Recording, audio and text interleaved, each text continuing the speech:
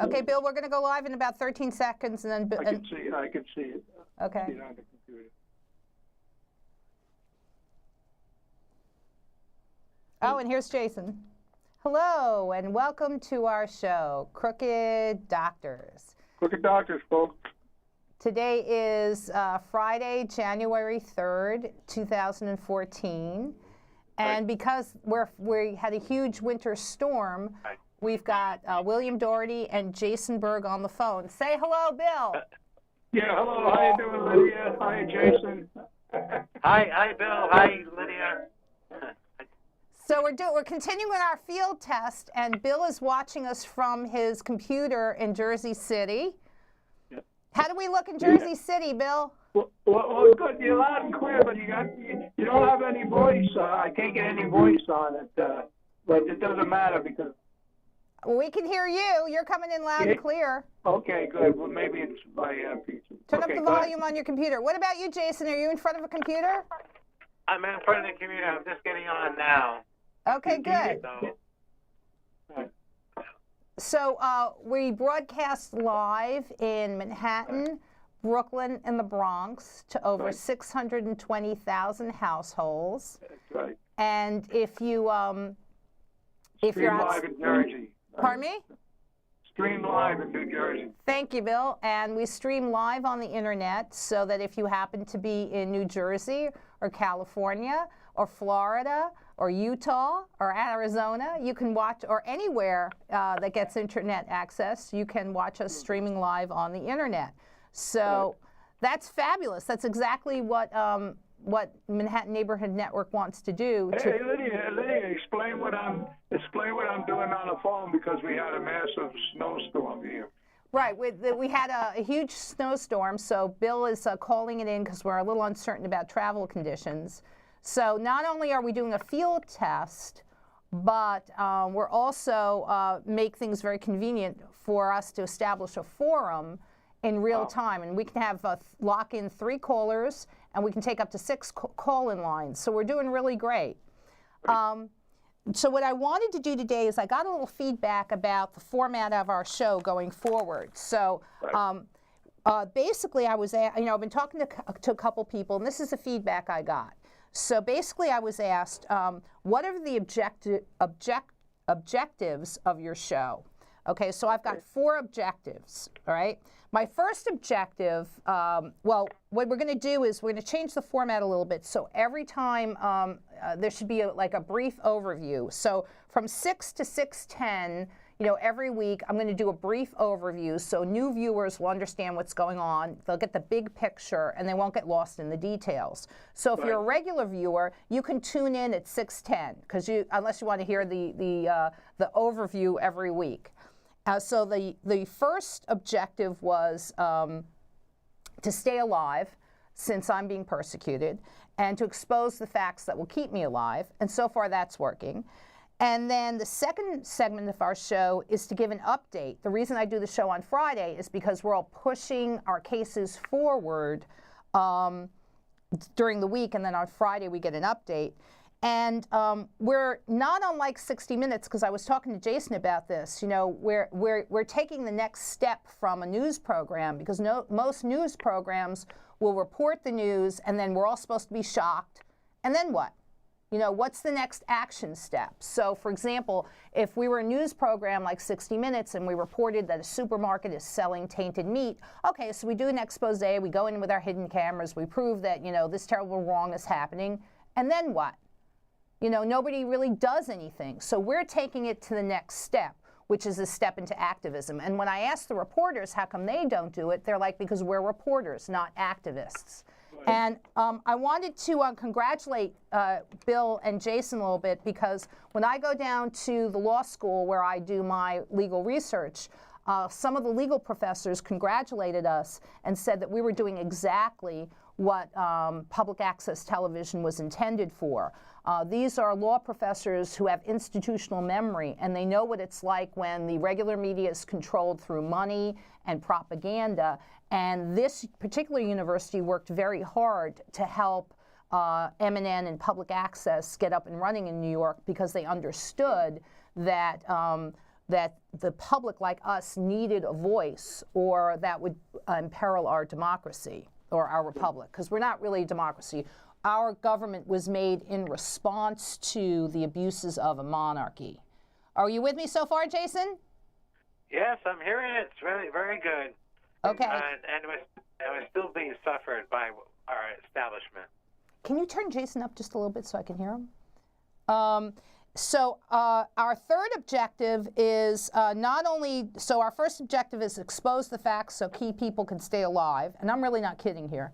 The second objective, or the second segment would be of our show as we go forward, would be to give a weekly update of our accomplishments and successes, which are measurable and objective.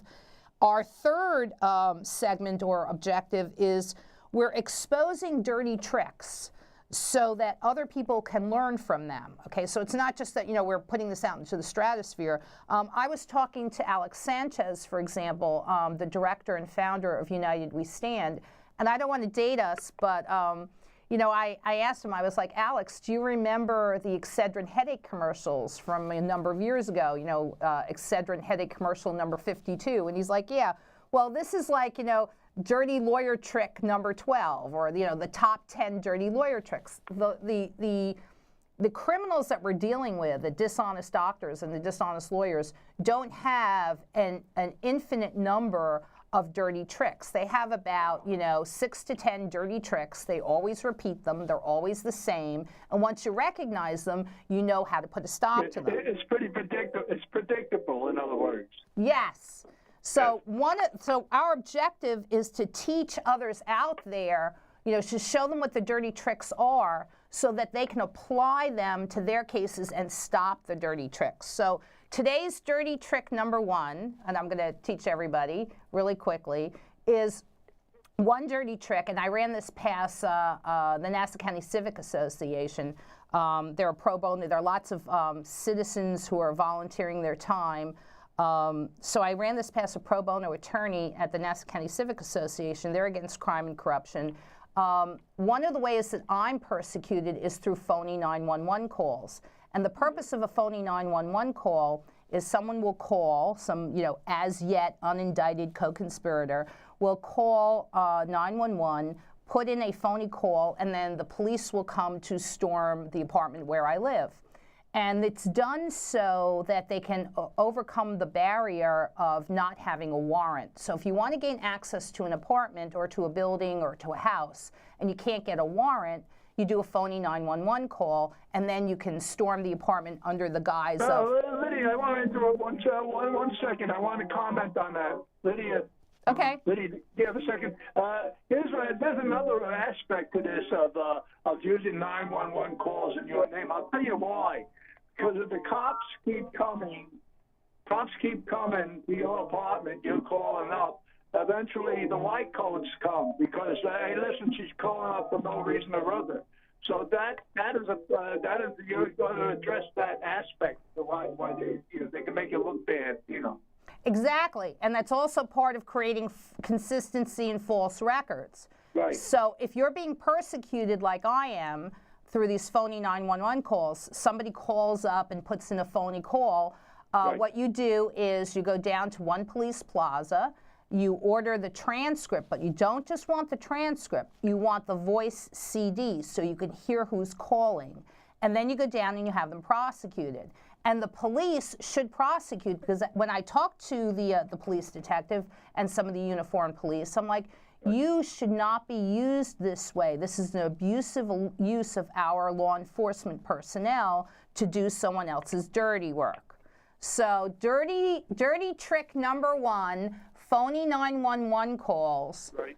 To overcome the barrier that, and by the way, when you get a phony 911 call and you got 3 police officers knocking on your door pretending to be, in a rush because it's an emergency, you say, just 1 second. Who called? Why did they call? And then when they say, well, if there's nothing wrong, can we come in and take a look around? No, you can't. No, because you're giving them consent to come in and your property, and they can plant anything in there. So, I found this in plain sight, and then you're arrested for whatever they want you to be arrested on. That's right. That's how. Excellent insight, Jason. So That's how they gain access to your apartment without a warrant and can plant any kind of incriminating evidence they want. So what you do is don't they say, Lydia, you got nothing to hide? Yeah. Right? So why can't we come in? Yeah. But the thing is, you have plenty. You don't have anything to hide, but they have plenty to offer in planting evidence. How many people have been falsely accused by a wonderful police department and other agencies of the courts to provide them with reasonable cause to stop you? Look at this the search, frisk and search thing in New York City. It's supposed to be it's unconstitutional. Yet the cops are still asking people to be exactly searched. Stop and frisk. Friend of mine, Omar Dyer. Right, to put the fear. Exactly. So that excellent insights from both Jason and from Bill. So what you say is, you say, whoa, easy boy. Can you show me a warrant? And if you can't, then no, you cannot come into my apartment. Okay? So it takes, you have to be assertive to say this. So that's dirty lawyer trick number one. Here's all the ways that you can attack an innocent person, someone who disagrees with you. Okay, so how are we doing so far? Good? Fantastic. Okay. So now the next thing I'd like to do is, because I talked to Alex Sanchez today, and we've got some victories, and Alex wanted to compliment and say thank you to, not yet, to Manhattan Neighborhood Network, because Alex Sanchez is part of the 911 community. Oh, the other objectives that we have. So our first objective is to keep key personnel alive, like me. Our second objective is to give weekly updates. Our third objective is to expose dirty tricks and teach the audience how to protect themselves. And actually indict the wrongdoers, which we'll get to in a minute. And our fourth objective is to help others when we can. So I may actually have recruited someone who can come in and volunteer more airtime, but from time to time, Alex Sanchez and other members of the 911 community and other groups will ask me to donate airtime to help them. So Alex Sanchez, who lives in my neighborhood in Washington Heights on the Upper West Side in Manhattan, asked over the summer if I would donate airtime, because it was very important to have anyone who was harmed by the 911 event to register on the website in order to make sure that the funding would be in place. And apparently we did a very good job, because Alex Sanchez emailed to me a report, and from the grassroots movement for the work that we did. He wanted to thank MNN. The number of people that registered, the numbers were huge. We got a huge compliment from some very prominent people in New York. And if you want to show Alex Sanchez's photograph now, this is Alex Sanchez from United We Stand. And he'd like to be in the studio with us, but unfortunately his health precludes him from doing that. He did breathe in a lot of poisons as a cleanup worker after the 911. Toxic air, toxic, right? Yeah, the toxic chemicals that were aerosoled and that he breathed in. So he started his own foundation, United We Stand, and he'd like to be in the studio with us, but he can't because of his health. But I talked to him today, and we just don't as I was speaking to him, I'm like, we're not just reporting and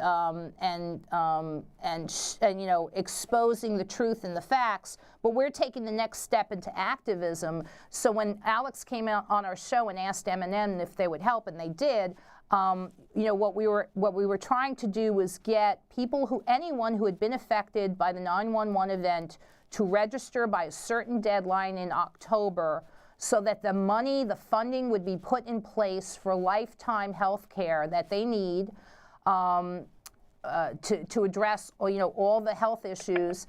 And the numbers were huge. I haven't had a chance yet to look at the report, But as soon as I get a chance to read the report, Alex called in and said the numbers were huge. They got a great response. We asked people through email, through word of mouth, through M&N. Alex even called Governor Christie's office in Jersey, and the Office for Constituent Affairs promised that Governor Christie would talk about it on his Facebook page and remind everybody through a tweet. So everybody pitched in. The numbers were huge. The registration numbers were huge. And going forward, people like John Field and Alex Sanchez can now start arguing for the funding that they need for the people who've been affected. So we're actually taking the next step into activism, and we should all be congratulated.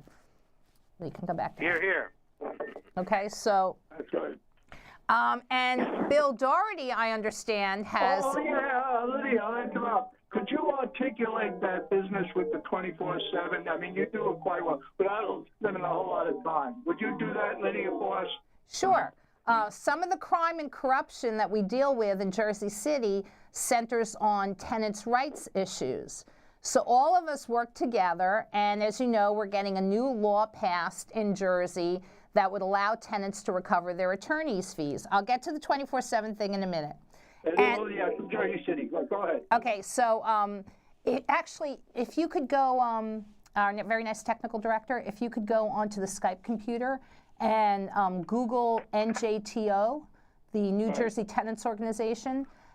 Matt Shapiro is the president of the New Jersey Tenants Organization, has been instrumental in helping us pass a law that would allow tenants to recover their attorney's fees when they win again. January 9. Right, and this is the NJTO, so is that coming up? New Jersey Tenants Organization, perfect.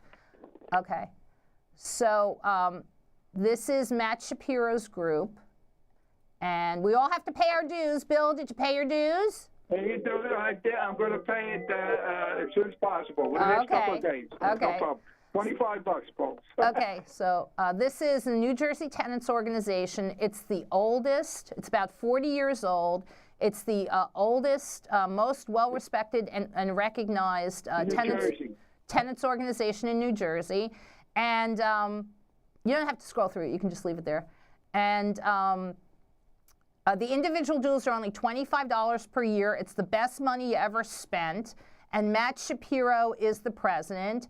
And when I went to Matt Shapiro with other tenant leaders, I said to them, if you come back to me for a minute, a lot of my issues were coming out in landlord-tenant court, and I was subjected to frivolous evictions like Bill as a retaliatory gesture. So when there's no other way that they can get you, because Bill is retired, if you were at a job, they would harass you at your job. You know, you'd be harassed out of school. Bill and I were harassed at our homes. So we're being subjected to frivolous eviction after frivolous eviction, and we're being milked for our attorney's fees. And Bill and I said, this is ridiculous. So we reached out to Matt Shapiro at the New Jersey Tenants Organization. I bring the law from New York. This is real property law, New York State real property law, section 234, tenants' rights to recover attorney's fees. And I asked for the same law to be passed in New Jersey. So we've been working for about a year and a half with Matt Shapiro, and we're pleased to report after 3 rewrites, the landlord stopped fighting us on December 19th, 2014. In the assembly. We got passed in the assembly, 71 for, only 9 against. So those are huge numbers, veto-proof numbers. It's highly likely that we're going to get very high numbers in the Senate, and it's highly likely that Governor Christie will sign this new bill into law. Same day, right, Lydia? Pardon me? Same day? We'll argue for that? Well, we'll try. But the important thing is that, we're all working in a team, right, to make positive, progressive change. And, of course, Mr. Christie's going to sign it because we're all working together to pass new laws that give tenants basic fairness and basic protections. Now, here's something that Matt pointed out, which is highly significant. In the law in New Jersey, it has to be stated in the lease. So, I was subjected to all these, when I started bringing New York real property law, Section 234, to city council meetings and asking my city councilman, Steve Fulop, who's worthless, and now mayor of Jersey City is even more worthless, and started asking the city council people and asking Senator Sandra Cunningham and asking Senator Lautenberg, who's deceased, unfortunately, today. Actually, Senator Lautenberg was probably the only one who really helped. But when I started talking to them, I'm like, look, New York has this law where if a tenant wins against their landlord, they can recover their attorney's fees and be made whole again. What New Jersey did was New Jersey went one step further, and they required in the New Jersey law legal fees for tenants. Right. They required in the New Jersey law that protection be stated in the lease. It has to be in the lease in bold type. So it's harder to deceive tenants because they have a lease that says, if you're a tenant, right? If you're a tenant and you win against your landlord, you can recover your attorney's fees and be made whole again. So that's actually codified in the law. In New York, it's easier to deceive tenants because it's not stated in their lease. So one of the things that Matt Shapiro said is we should be congratulated here in New Jersey, Lydia, because we took New York law and then went one better. So that means those of us who live in New York now have to go back to that law and say, you know something, we need to have a law that is at least as strong as New Jersey law. So now we got New Jersey leading the way. So this is excellent because they've taken New York law and gone the next step. And we're the ones who did it. So we deserve congratulations. Now, Bill and Jason have been working on another issue. Jersey City. In Jersey City, which is the 24/7 security guards. And through the frivolous evictions that Bill was subjected to, he brought up an issue that said, you know something? A lot of these frivolous evictions against me could have never happened had we had 24 hours a day, 7 days a week security guards. And what Bill and Jason discovered, Bill was trying to get a law passed, but what Bill and Jason discovered was that there was already an ordinance passed. Well, go ahead. Well, the ordinance was there. What is so outrageous is that it was passed in 1985. Bill has been playing this game with the council for the last 5 years, and on December the 12th, I received a fax that this ordinance, 24/7 to have guards, was never enforced in the 28 years of its inception. I spoke to Jeremy, the corporate counsel. He's a very nice guy. And I said, look, we have to find out why this wasn't being enforced. Now, Bill is owed an apology by the administration for him being made a fool for the last 5 years. Yes, but it was because Bill is relentless and will not be stopped. Right. And it's because we went out and recruited other people of other righteous men and women like Jason, people of good conscience who deal with facts. You know, it's not like, oh, don't show me the facts. My mind is already made up. Jason had an open mind. He looked at the facts. You started talking about it. You started researching it. And you pushed the city council into admitting that there was already an ordinance. We didn't have to pass a new one. And you also, being enforced. It wasn't being enforced, which is illegal. And you also got them to admit that at Bill's building, which is the Grandview, there was some sort of dirty deal made because how can there be an exception? Backroom deal. Pardon me? Backroom deal. Right. How come Bill's landlord with the dishonest attorney, Benjamin Carfunkel? Right.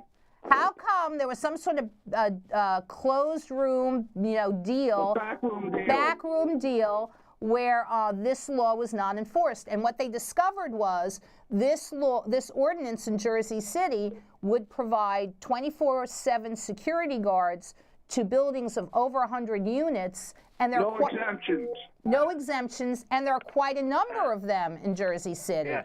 Well, I got a list just to point out. I received a list of 400 plus pages of all the addresses of all the buildings that are at 100 plus units. So this is huge. Substantial. This is huge. We're getting the law enforced. We're passing new laws. And today, I have a little victory of my own. You're going to love this, Jason. Oh, you're going to federal court Monday. You want to mention that? No, I'm not. No, I'm not in federal court on Monday. On Monday, I'm in landlord-tenant court. And you remember from our last show that I was going to hold the Legal Aid Society and the Bar Association and the FBI accountable for crimes in my case. And my you can take the stills off, thanks. And my roommate Dan Caro for crimes in my case. Well, Jason, I talked to, so Jason is part of a, so this is kind of where we were going, and I talked to the FBI today, and if you come back to me for a minute, okay. Ladies and gentlemen, the Olympic tape recorder is a life-saving device. And today I got a stamp of approval from the FBI, Jason, that you're going to love.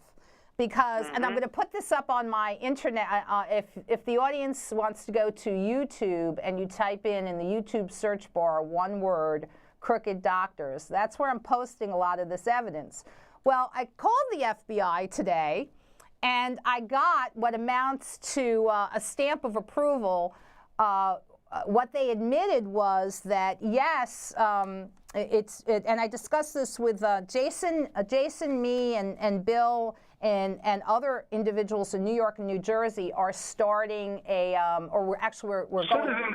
Citizens group. Right, where we can take back our government. Remember, the American Republic was made as a response to the abuses of the monarchy. So it's not a perfect government. It's just not unknown to our founding fathers that if you had a corrupt king, he would appoint corrupt judges who would have corrupt sheriffs, and then you as the individual are being subjected to a law enforcement system that doesn't protect you against criminals, but actually victimizes you even more. So citizens who've experienced this can actually take back their government. They can form a citizens initiative group. They can have meetings, and they can criminally indict the wrongdoers. And this happened at a national level in the Zimmerman case, where a citizens group actually formed a common law grand jury and indicted the wrongdoers, and they had to be brought to criminal trial and prosecuted. So I had a conversation with the FBI today, and I'm like, there's something really wrong here, because see, I've been making these complaints to the FBI at 26 Federal Plaza, and I call up to follow up on my complaints. So what's going on here? I've been subjected to criminal fraud at Rikers Island. So I call up, this is my birth date, which I redacted so to protect me from some identity theft. So I'm complaining to the Public Corruptions Unit regarding Medicaid fraud and defrauding the U.S. government by making false claims under, these are the criminal statutes, the federal criminal statutes, 18 U.S.C. Section 286 and 18 U.S.C. Section 371. And these are my documentary evidence that I've enclosed, and the New York statutes. And I discussed all this with U.S. Marshal Shane Doyle, and I have, a videotape that shows that. So I'd like to follow up on my complaint. And this is what the FBI said. You're going to love this. The FBI says that, they started making up, this is 24 minutes and about 30 seconds, and they started making up excuses.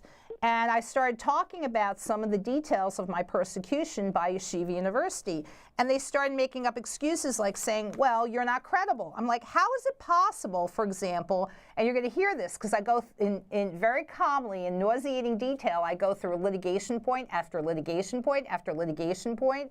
The school stipulated to fraud in my case. We'll get to this in a minute. And I cite the statutes, and I show the statutes about how the school fraudulently induced me into enrolling, and how they misconstrued statutes to commit federal student loan fraud. And the duty agent is like, why are you going into such detail? Because I gotcha, buddy. So what I get the FBI saying, in effect, and I'm going to paraphrase this, but you're going to love this, Jason, because I called the national organization, and they loved it. I'm like, here's what the FBI says. We're overworked, underpaid, there isn't enough money to go after all the criminals, and yes, there are going to be innocent victims who are going to be subjected to criminal conduct, and there's nothing we can do.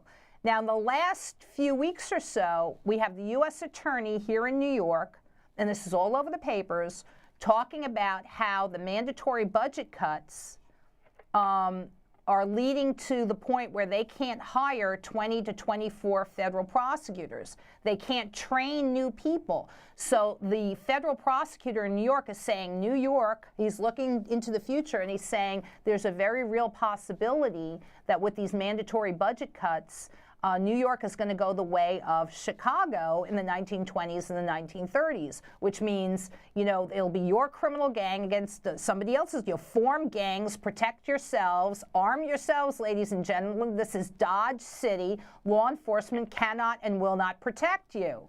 Okay? And to go on one point, if the police would just enforce the Constitution and not support these statutes, codes, and city ordinances, we wouldn't need as much police, because everything else is those units I just said are for corporations, and we the people are not corporations. But the 14th Amendment was made us all citizens of the United States, thus incorporating us as businesses, thus stripping us of our sovereignty as citizens. Well, the important point here is that the FBI has said, you're on your own, ladies and gentlemen. So as I'm talking to this duty agent, I'm like, okay, so why don't you guys work with us, since we've got pro bono attorneys and people who've been wronged and lots of people who volunteer their time, instead of just looking at a complaint and being dismissive and making up excuses, why don't you work with us? Alternatively, what you're saying is you're putting your stamp of approval on something like a common law grand jury, because the federal law enforcement, the police are not going to protect us, because as I discussed, and I'm putting this audio tape up on the internet, as I discussed, the police are responsible for victimizing me. So that, you know, I'm talking to this duty agent, he's like, well, maybe you weren't credible. I'm like, how could I not be credible? It's in a criminal trial transcript, okay? Detective Cologne from the 34th Precinct lied on the witness stand. How could I not be credible? Here's Congressman Crowley's letter, if you want to go into this, that says, my complaints against Yeshiva University came first, okay? This is Congressman Joseph Crowley. Okay, he's a phone call away. I have an audio tape where I called his office, and in 3 days, he's like, yes, we wrote this letter for you. You were coming to us in 2005, and in 2005, and in 2006. Well, Yeshiva University didn't make criminal charges against you till 2009. So Yeshiva University made false criminal charges against you as a retaliatory gesture, but your complaints came first. So this is not something that's, you know, based on my say-so. You've got all kinds of credible people. Not only that, but I have an audio tape that I posted on my YouTube Crooked Doctors channel of a conversation I had with Cheryl Fisher, a supervising attorney at the State Guarantee Agency, where she confirms, yes, Lydia, your complaints against Yeshiva University came first. You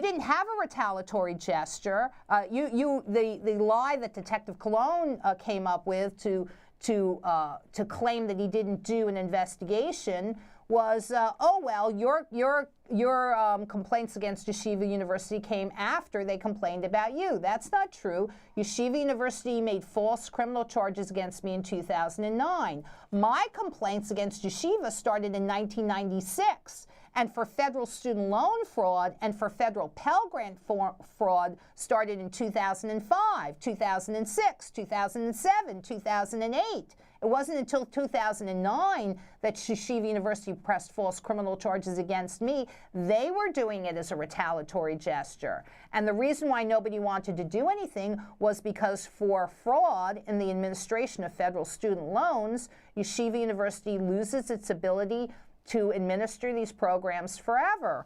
And I discussed that today in detail on these 24 minutes, 24 minutes, about 30 seconds audio tape. So the FBI has no plausible deniability. So they're trying to say, well, you have no credibility. How can I have no credibility? And again, you'll hear this on my Crooked Doctors channel when I put it up there. This is page 364 of my criminal trial transcript, okay, where the school stipulated, right here, stipulated, okay? The Manhattan District Attorney's Office in 2010, Judge McLaughlin and the school stipulated there was absolutely no support for her project, contrary to the College of Medicine's promises that they support student research 100%, okay? So Yeshiva University's medical school stipulated to the fact that they fraudulently induced me into enrolling in their school. Okay, and I'm discussing this with the duty agent, all right? And I'm like, this has nothing to do with my credibility. They stipulated to this. This means Assistant District Attorney Alex Spiro gets disbarred for this. Shouldn't the FBI and the U.S. Attorney's Office weigh in when the Manhattan District Attorney's Office is committing crimes? And this right here, these are the statutes that talk about, and I quote this to him, and the duty agent is, why are you quoting? I'm like, this is in violation of, right here, okay, the laws that are controlling, which govern the administration of federal student loans. So this is 34 CFR 668.71B. This part establishes the type of activities that constitute substantial misrepresentation by an eligible institution. And then we go through, let me go through what substantial misrepresentation is right here, where it says any statement that was made, any misleading statement that was made to a student or a prospective student on which they relied, as I did, to their detriment, right here. The school falsely, fraudulently induced me into entering the school based on false promises. We support student research 100%. That's one of the reasons why I enrolled in this school. And they stipulated to the fact that they didn't support mine, even though I was on track to publish 3 to 5 original clinical research papers as a principal author. Right here, Lydia Radin, they stipulated to this. Lydia Radin was on track to be a principal author on 3 to 5 original clinical research projects. Okay? So I'm doing laudable work. The school stipulated to this, and the FBI is saying this is federal law that is controlling. And when a school commits, I don't need a judicial determination, I don't need a judge to make a ruling, because the school did me the great good favor of stipulating to fraud in the administration of federal student loans. My question is, once they admitted to that fact, where was our wonderful institution that's supposed to protect us equally under the law and to prosecute the criminal fraud in this case? Very good. I'm being denied equal protection of the law under 42 U.S.C. 1983, 1985, and 1986, which says that the Manhattan District Attorney's Office had the power to stop the crimes towards me and didn't. So where are they? I don't know, but I got the FBI admitting we can't stop all crimes. We can't go after all the criminals. There are people who are going to be victimized. So I'm talking to this duty agent saying, so there's only, a few options here. Either, we resort to the conditions of Chicago in the 1920s and the 1930s, where it's just gang warfare and the citizens, or Dodge City, arm yourself to the teeth, ladies and gentlemen, you're on your own. Well, but again, but one point, you can blame the amendment for illegalizing alcohol in the being punitive, and for 19 years they had these criminals doing their activities, and they realized, we had to stop. Meanwhile, the drug war has been going on as even longer, and even more people are in jail. But Jason, we're talking about Yeshiva University stipulating, admitting that they made a crime. So we don't have to go into all kinds of other areas. Right now, This is a major university in Manhattan that is stipulated to fraud. And this is not just one example. And what is the 34th precinct doing about it? Well, they got Detective Cologne to lie on the witness stand to persecute the victim. What are school officials doing about it? They lied on the witness stand to persecute the victim. What's Judge McLaughlin doing about it? He lied to persecute the victim. What's the FBI doing about it? They're admitting that they're not protecting me, the victim, okay? So we only have a couple choices here, as I discussed with the FBI agent. Well, then, it's either arm yourselves to the teeth, ladies and gentlemen, because we're in Dodge City, or how come the FBI isn't working with me closely? Because we have plenty of people who are willing to volunteer their time and energy to make this case. What don't you understand? Why can't you prosecute the wrongdoers? Or we have to form our own common law grand jury and indict ourselves. So this is a stamp of approval to form your own, I'll have a field day prosecuting these people. Okay, form your own common law grand jury, ladies and gentlemen, and prosecute the wrongdoers yourself, because the federal government cannot and will not protect you. And, are you still there, Bill? Did you want to say something? I think we lost Bill. Did you want to say something, Bill? No. Yeah, I'm saying it's the tip of the iceberg. You hit it right on the head with the common law grand jury, and that this is being formed in Jersey. It is the tip of the iceberg, because as I explained to the FBI agent, there are lots of prominent people who are criminally responsible for this, who are, here comes the word, co-conspirators, okay? So you got prominent people in the Democratic Party, like my then Congressman, Robert Menendez, who's now a U.S. Senator, his office promised that they would do something about this. They didn't. Ed DeFazio, the Hudson County prosecutor in 2005, could have stopped the crime toward me, didn't. Tracy McQuaid, Hudson County prosecutor's office, could have stopped the harm towards me, didn't.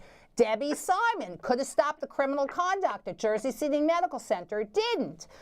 In Manhattan, Assistant District Attorney Jonathan Lenzer in 2008 could have stopped the crimes towards me, didn't. Assistant District Attorney Alex Spiro, District Attorney Cyrus Vance, could have stopped the criminal conduct to me, didn't. Detective Cologne could have done an investigation instead of lying on the witness stand, didn't. Jess Berkowitz, who will be disbarred, the public defender, deliberately withheld documents that showed that I was telling the truth and the school was lying. The U.S. Marshals, and this would be U.S. Marshal James Howard, was supposed to, and U.S. Marshal Sherry Robinson, and U.S. Marshal Emmanuel Mishka-Wartovsky. They were supposed to have done an investigation. And what would their investigation show? Their investigation would show that federal Judge Patterson in the Southern District of New York fabricated, wholesale made stuff up. This is not based on Lydia Radin's, oh, you're not credible, oh, we don't believe you. This is irrefutable. Hold on for just 1 second. Okay, this is irrefutable. There are all kinds of people in the Democratic Party now that are going to be brought down by criminal conduct. And I got the FBI saying, well, you better do it yourself. And here's the other thing that you need to know. So this is a huge stamp of approval. I called the national office, and they're like, oh, my God, you got the FBI saying there's nothing else you can do but indict these people yourself. This isn't me making stuff up. This is Judge Patterson's, ruling in my case, where he fabricates, he completely makes this up, where he says the amended complaint, that's my amended complaint, the amended complaint that I put in a complaint in 2004, this is his bogus made-up ruling, where he says, my amended complaint identifies no bulletin, student guide, or compendium that allows a former, keyword former, student to correct ACOM's records. This is the Albert Einstein College of Medicine. Okay, this is ridiculous. It's made up. I don't need a student policy that says that the school is going to let me access and correct my records. I have federal law. Okay, so that's just completely made up. And here's the federal law that says I can do it, that comes straight out of, oh, look at this. This is the federal law. Now, I appealed this, so I've got 4 federal judges right here. This is out of my college. This is page 22, right there. Wait. Let me just hold it. Just 1 second. This is page 22 right here, page 22. In fact, I do have a school policy. This is page 22 of my college bulletin, where it says, hold it, sorry, where it says, this is the student records policy, right? Let me just get this. This is the student records policy, and the student records policy of the College of Medicine is federal law, and it's designed to guarantee the access of the rights of privacy and access by the Family Educational Rights and Privacy Act of 1974. Okay, so the school policy is to cite to federal law. I don't need a school policy. In fact, I have a school policy, but the school policy is federal law. So Judge Patterson lied. He made something up. Okay, I don't have to worry about statute of limitations because any decision based on fraud doesn't stand. I have federal Judge Patterson in the Southern District of New York who fabricated a ruling. He didn't even do it. He just did. Somebody else wrote it for him, and he rubber stamped it. Well, it's going to cost Judge Patterson his judgeship. You're not a judge that just makes stuff up so a student can't access and correct her records. And part of this is my falsified educational records and my falsified financial records. So like the FBI, how hard is this for the FBI to understand here? The investigation is done. We did it. What do they have to do? Read? Jason, what don't you understand here? I understand everything, but essentially, when you're speaking in double tongues and double speak from 1984, they're saying one thing and you're saying another, and they have the power to ignore you because you're just a little peon. Well, not anymore, because I'm going to indict you. Well, not anymore. Well, let's go back with the common law grand jury. Every county in the United States is like 3,142 counties, and that's 78,000 people that will be there for each state. Those people will change the way we do business, not by the act of arms, but the act of pens. And these things that are going down for you and other people will be rectified. And the thing is, there's not enough jails or money for retribution for the crimes of these people have done against we the people. And the important point here, Jason, is that this is I'm not just a little peon, because what was so significant about this 24-minute conversation with we got another phone call. What's very significant about the telephone conversation that I had with the FBI agent today is that he admitted that civil authority is so corrupt, okay, that I, as an American woman on American soil in a time of war, can appeal to the military. So I have friends in the military.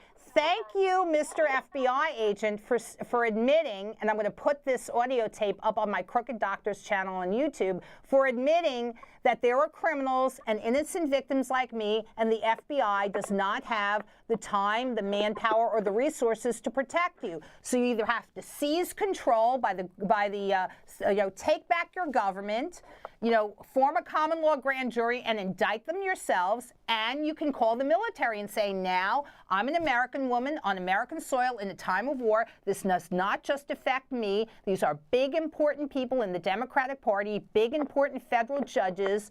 All kinds of people are involved. This is huge amounts of money. Yeshiva University is not, and their medical school is not like some schlock little institution. This is in Manhattan, and this is important consumer information for pre-meds. But now I've got the admission of guilt from the FBI, and they're saying, why don't you submit your stuff again? No problem. We'll watch in real time as the FBI makes up excuses about why they allow so many people to be victimized, why they allow over $250,000 of your tax dollars to be stolen in this stupidity. And we can appeal to the military. So we take back our government with the common law grand jury, we indict the criminals, we appeal to the military to have them step in, and these are international human rights issues. When we've got a government that we're paying for that's victimizing us on such a huge scale and for so long, this is basic human rights issues. And thank you, FBI, for admitting it today. Caller, do you have something you'd like to say? I do, Lydia. I'm sorry I didn't turn the entire show tonight, but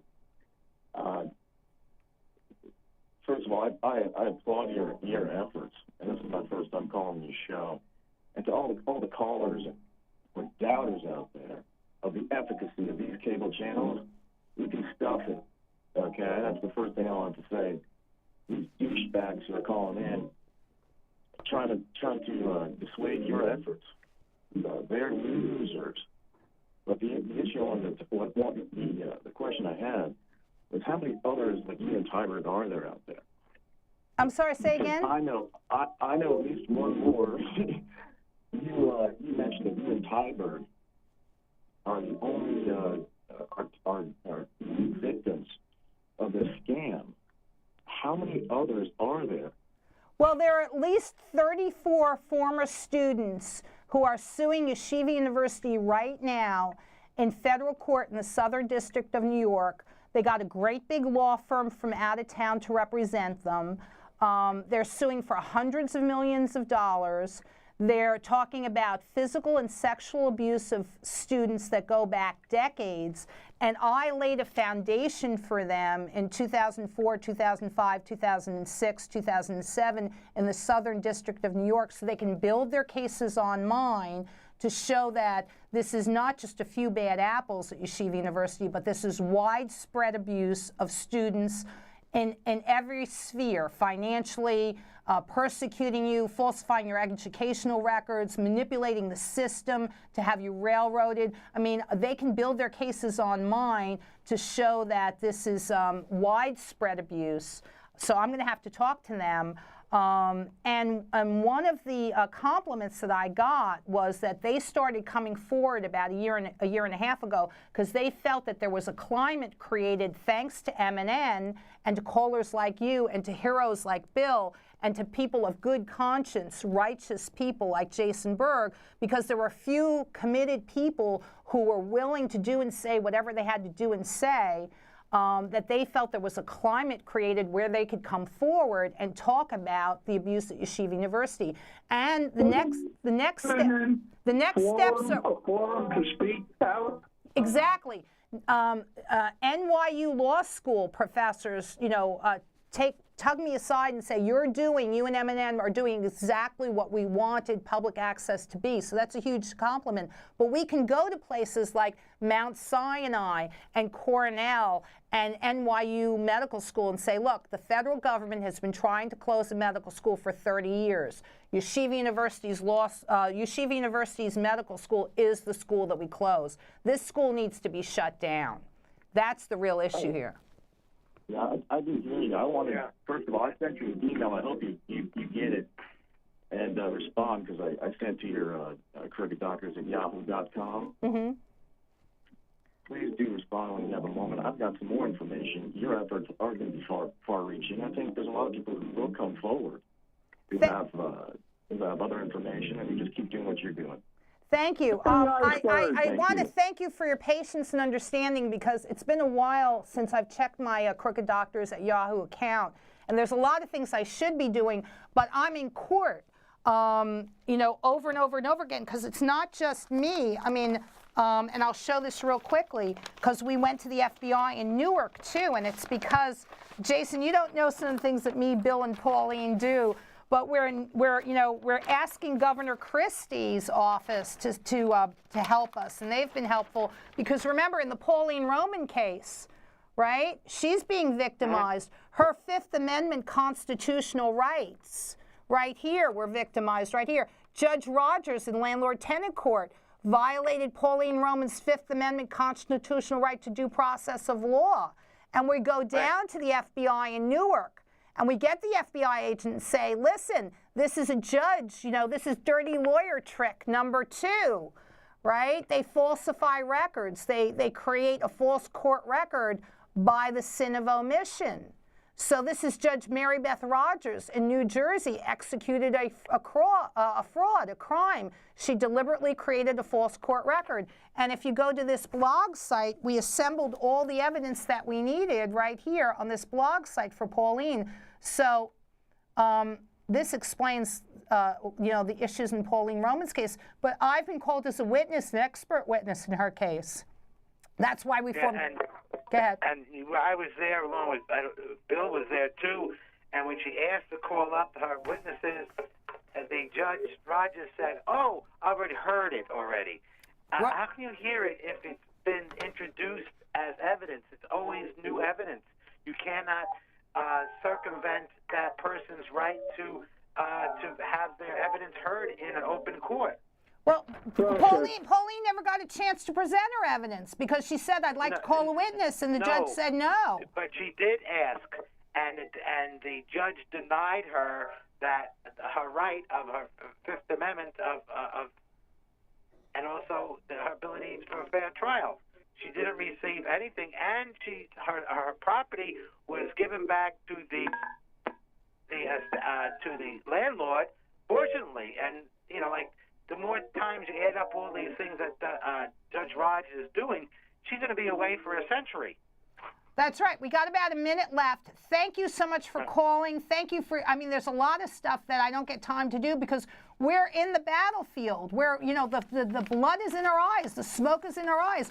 Every time I go to Jersey City, the mayor of Jersey City contacts the police and makes up a story to try to have me arrested. Isn't this true, Bill?